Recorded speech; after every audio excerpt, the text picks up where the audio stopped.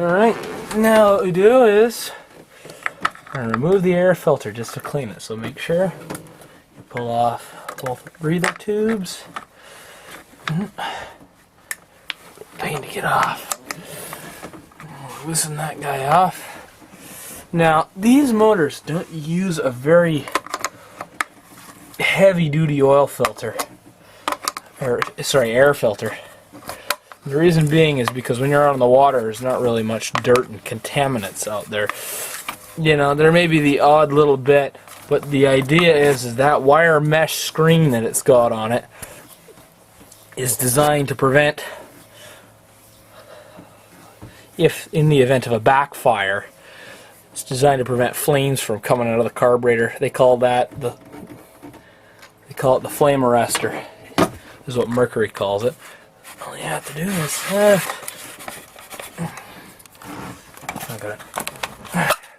finesse it just a little bit and it comes right off. I can get a closer look at this TKS carburetor. Notice how it has, it's a 2-barrel carburetor. Notice there is no choke, nothing whatsoever inside there. It's because this little guy right here is a solenoid that's temperature controlled. So when the engine's cold, this solenoid actually opens inside there, allowing fuel to get inside there when the engine's cold. So ideally, if you use it every day, you turn the key and it'll fire up right away. But you notice it's been sitting for a little while. It doesn't usually like to start right away. Usually if it's been sitting for about a week or so, or 2 weeks, usually if you pump the gas 6 times it'll fire up. This is what I found, but I guess sitting for 2 months, it's been sitting for quite a while. Alright, so in the spring we'll flush the power steering fluid, and I also got to pull the leg and check the gimbal bearing. And right now, just do your regular checks. Belt looks fine. You probably can't see that. But yeah, we'll just take this air filter. It's one big piece. It doesn't actually come apart. All you really have to do is just wash it out with some, just gotta get out of the boat there. All you really have to do is just wash it out with some soap and water. So onto the sink. Now, as you can see here, it's just a metal kind of compound, really. There's nothing really special to it. It's mainly just designed to prevent a flashback, just in either like a backfire. If it backfires, it's not going to go shooting out of there because that's metal rather than paper. So what I'm going to do is use my little hose here and just going to wash it out. Probably can't see that very well, so if I hold this like this, just hit a button. Alright, there we go. Clean that guy off like that.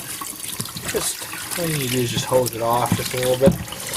Now this is not like a Canon air cleaner where you have to re-oil it after. It's just kind of the beauty of it, I guess. Now, I have this chemical called, here, I'll put the camera back down. Stuff called spray nine. Very good stuff. Very strong stuff. Don't need very much of it. You can just use regular dish soap. I find this stuff works very well.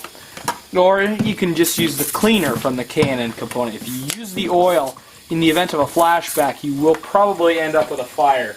So I don't really recommend doing that. But, basically rinse it out.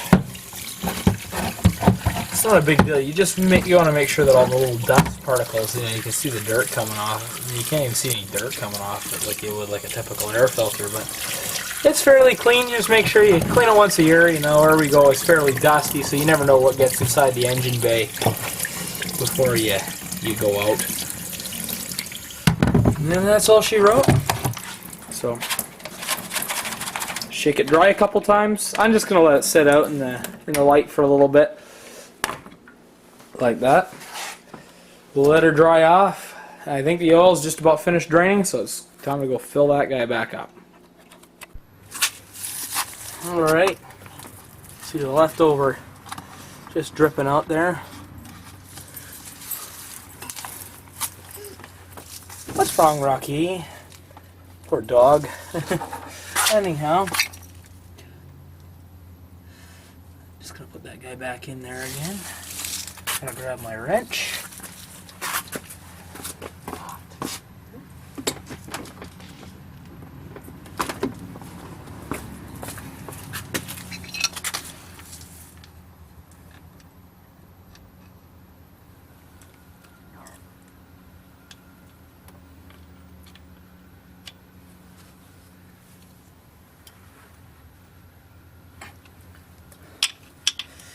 we go. Oil's all drained. Now you can clip your vessel's drain plug back on. Rocky, come here, Will. Come here. Rocky, come here. Damn dog.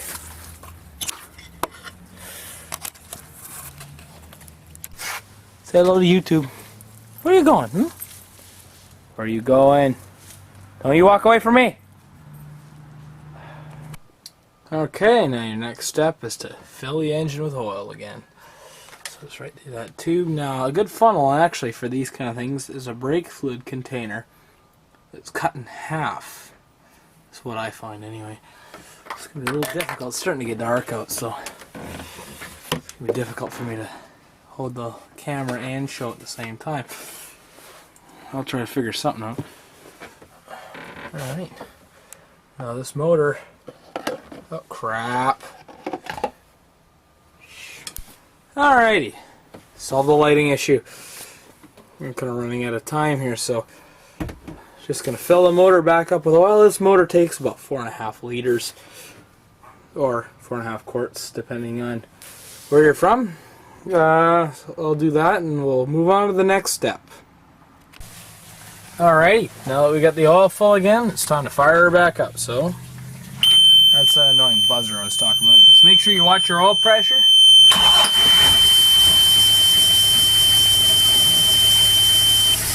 It doesn't come back up in just a couple seconds and you know you got an issue. And we saw it came back right back up again. Alright. Now for this step, here the motor's still a little bit cold, but I'm not going to run it for a super long time. There's that cold start primer kicking in again, revving the engine up. So now we move on to the next step, is fogging the engine. So now when we fog, what we're going to do is we're going to spray this oil down in there, and we're going to keep doing it until the motor almost dies. So keep spraying, keep spraying, keep spraying, and put your finger over that hole, trying to kill the motor. Kind of, come on. There we go. What that does is that coats the inside of the engine with oil. So it may look like a bit of a mess in there, and it is a bit of a messy job. I better shut that off. But it's all important now. As you can't really tell, but in the air there's a huge cloud of smoke. And that's from us doing that, but it's all necessary. Because what it does is it actually prevents the cylinders inside from rusting and seizing shut. Also what that's doing is that's coating the inside of the intake valves. So I gotta go tend to the pooch. Let's stay tuned. Next step, we're gonna drain the cooling system and put fogging oil in each of the cylinders. Okay, now this part's probably my least favorite out of all the steps here. But you got especially because you got 6 cylinders on this engine, and on the 5-liter engine you got 8, or the 5.7. So what you want to do is you're going to pull each and every wire. Now on these Vortec heads, they're actually on the side here. So I'm going to pull. Oh. Now it's better to do this when the engine's actually cold. So we pull the one wire, just let it hang there. And now this is going to be a little tricky while holding the camera. What you're going to do is you're just going to take your spark plug wrench here. Use a shorter extension on it. Pardon me for just a second here. Alright, now I'm going to attach that to here. Now what we're going to do, I'm going to get it in there and pull a spark plug out. And I'm going to do this on each and every plug. And the reason being is we're going to actually spray fogging oil in each of the cylinders. Oh, that one came off nicely. I apologize here, it's kind of hard to hold the camera and do this, especially spark plugs are a pain. Ow. This is kind of why you want the engine cold while doing this, because this is not a very fun process while the engine's boiling hot like it is right now. And also another tip is these guys right here, these little zebra clamps, they're extremely sharp. So watch your hands. I cut myself on it every year, and it just, you start bleeding like a stuck pig. It really, really hurts because they are so sharp. I almost got this guy out. Now, this motor and the 5-liter motor are the two available engines in the Bayliner 195, and they both use platinum tip spark plugs. Now, the 3-liter 4-cylinder engine, which is one of my favorite engines, it's one of the underdogs, I find, but it's got a lot of torque for its little size. And it's just all around a well-built motor. So these ones aren't bad at all either. Now, as you can see, here's the plug. Tell the tip's kind of burned off of it a little bit. These are the original plugs, and we've had this boat for 3 years. So, come the springtime, we'll replace them. You never, ever, ever, ever want to replace these in the winter like this, because what we're doing is we're putting oil in it right now in every single cylinder. And what will eventually happen is when you go to fire it up come the springtime, you're going to get all that oil right on your nice new plugs. So fire it up with the old plugs, wait it overnight, and change it with new ones. And these platinum tip plugs, they last, I'd say between 2 to 3 years. I haven't replaced these ones yet, and it still looks okay, you know, not great, but you know, you could squeak off another season, but I'm going to replace them anyway. The 3-liter, like I was saying, has copper tip plugs, and they should be replaced every spring, unless you want to go platinum with them. Alright, so now what we're going to do, we're going to take our can of fogging oil here. Pardon me for just a second. Oopsie. It's hard to hold the camera. I'll put this between my legs here. You take this, little straw. Don't lose this straw, because trust me, it's going to be fun to try to spray the oil in there. Then you're going to take it, you're going to put it down in the plug hole, like this. Try to keep the can as upright as possible. And then, put this down here. Oops.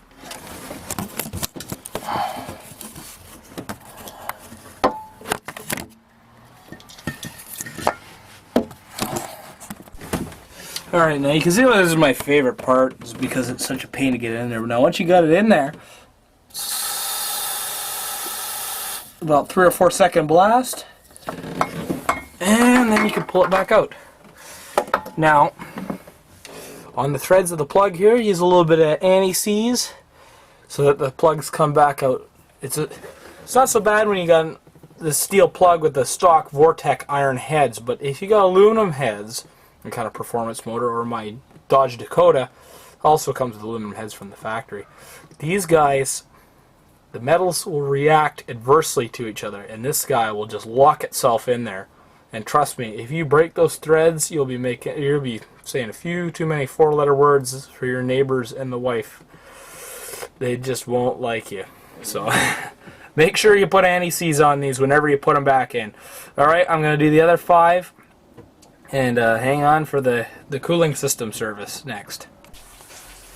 Alright, now after we oiled all 6 cylinders, it's a royal pain to get these 3 on this side because there's really not much room in there. We're finally ready for the last step. As you can hear, I got the water running. You always want to have the water running, even though we're not actually going to start the engine at this time. We're just going to crank it now.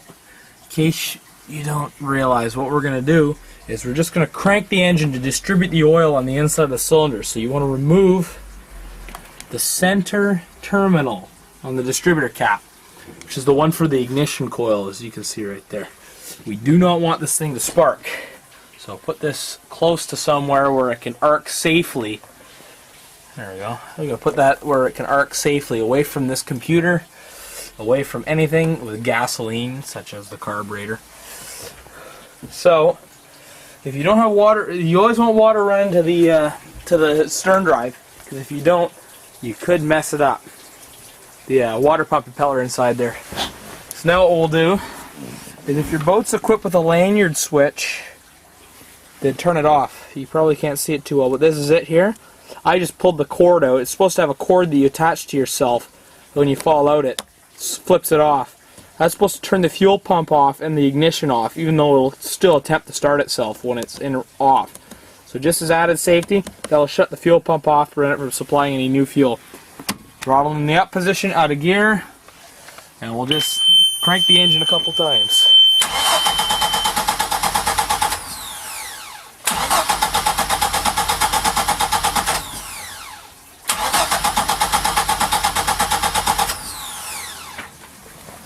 And that should be plenty adequate. Let's wait for the oil pressure to die off. There it is. Okay, and that's that. Next step, we're under the cooling system now. So I'm just going to go shut off the water, and we'll be draining and filling the cooling system up with antifreeze. Alright, it's time for cooling system service. One of the last things we're going to do. So what you need is a jug of plumbing antifreeze. Now, why plumbing antifreeze? Why not regular green antifreeze? Well, this motor has what they call a raw water cooled block, meaning that all that goes in there is just seawater or whatever from the leg. Now, you can see that little blue guy right once the camera focuses, right there. That's one of the drains. That's the drain for the water pump. Now, because this block is only cooled by seawater, it means that this block will actually freeze and it'll crack inside the lifter valley there, usually, if the weather gets too cold. Now, living here in BC, we have a more temperate climate, so, but still, they're calling for a bad winter this year. Prevention better than cure. So what we're going to do is we're going to take RV plumbing antifreeze. So because we don't want to contaminate the environment, we're not going to use the green stuff.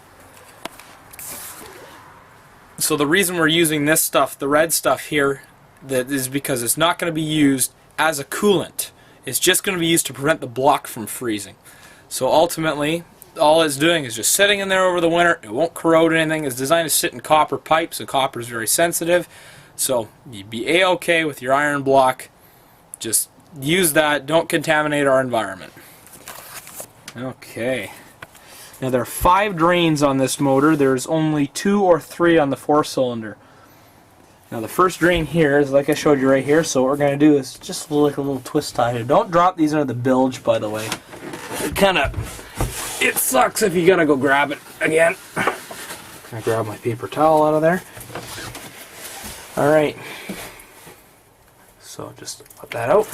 You can see that's just regular water coming out of there. There's no antifreeze, no nothing. So if that froze inside of there, you would not be a very happy camper having to spend $2 grand, $3 grand to have somebody replace your engine. And there's another one down here, and you probably can't see it right now. Back up, maybe. Right down in there. See that little blue thing? That's it right there. And that is the one for the manifold. So, just give me a second, let me get that guy out. Now, you don't need a wrench or nothing for these. And also, beware of this hose clamp right, get the camera on it. Right there. Oops, right, sorry. Beware of this hose clamp right here. It's very sharp and it hurts. Trust me, I cut myself on it every year, and I've already done it once already, so it sucks, but another trick that I like to do for these is use a bit of hockey tape. A cliched Canadian thing to do, but oh, there it goes. That's number 2. And then number 3 is actually directly below it. Oh, maybe not. It's been a little while since I've done this. Is almost directly below it. You probably can't see it. No, you can't see it. Is just directly below it, towards the back a little bit more on the side of the block. Now I'm going to pull those out and let those drain. Be back in a minute. You got to repeat this process for both sides. Don't drop them into the bilge because it sucks when you got to find these stupid little things.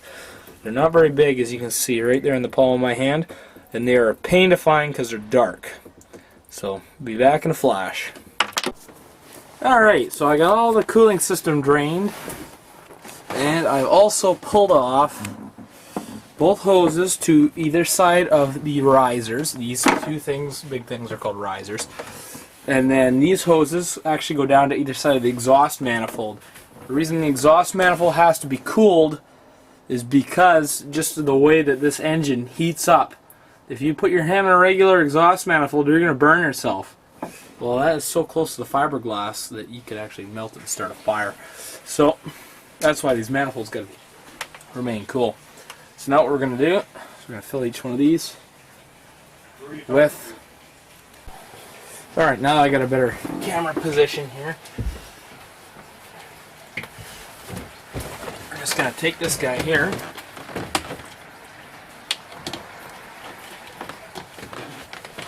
Undo it. Pour a little bit of antifreeze just down here. Oh, cap goes on. There we go.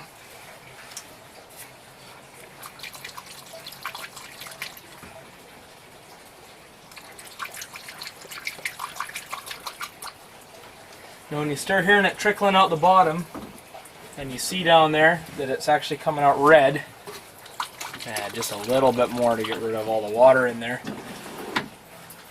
This can sit in your bilge, it doesn't really matter. What you're going to do is you're going to take your little drain plug here, and stick it down in there.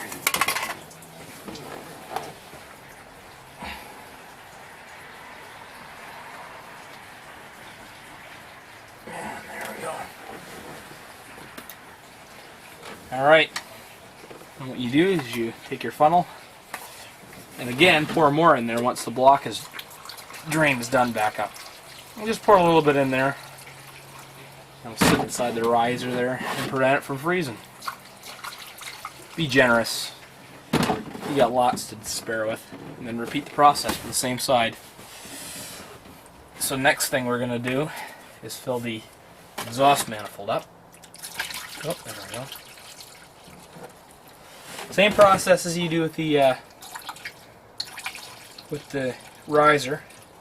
It's not coming out just yet.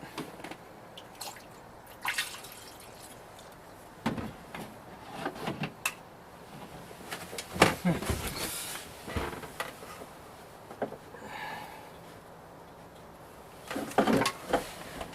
don't know why it's not coming out.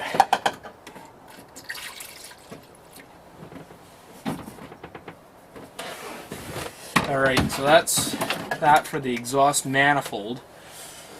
Goes out to the manifold there. So what we'll do is we'll route that back in there again. Back into its respective spot.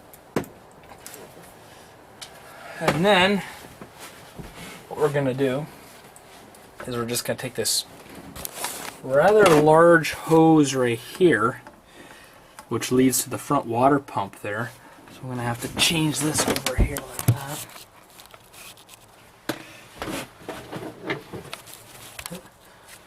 You start by tipping it up. Get a very good view like that.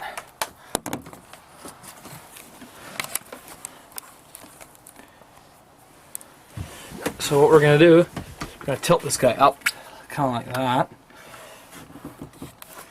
We're going to pour the antifreeze in there. A little tricky here, but let me see, if I use a funnel instead, that might help a little bit. Same thing with the riser and the manifold. It comes right out there, right out in front where you can see it kind of drizzling. So do that, and then repeat that same process for the other side. Okay, last but certainly not least is the battery. Always make sure you take it out, because it will freeze, it will discharge itself. Trust me, in a month and a half this thing was totally dead. It wouldn't even run the blower. So make sure you take it out. Now remove the battery. There we go. Always, let me zoom out here. Always remove the negative first before you remove the positive. And just be careful that your wrench doesn't make contact between the two posts. because that will scare you and it may shock and burn you. So just word of caution. Alright. There's a bunch of cables.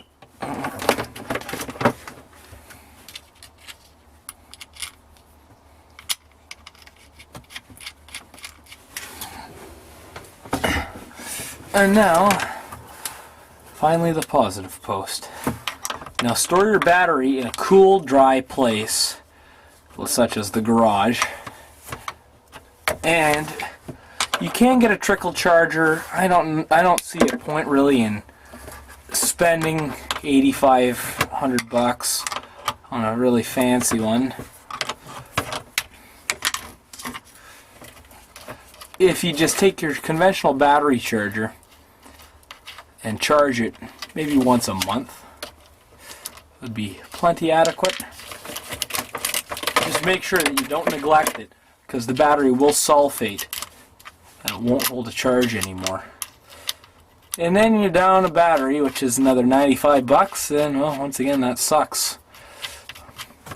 Alright, on to the final step. Clean up. Alright, certainly last but definitely not least is you want to leave your plug out. Do not leave your plug in, because you will end up basically with a bunch of water in the bilge, and it can just get messy. So don't ever leave your plug out. Alright, that's it for today. Alright, thank you for watching. Be sure to tune in next time, because the Dakota's finally coming out of the garage. We're going to have a driving video and an engine revving video. You don't want to miss that. So stay tuned.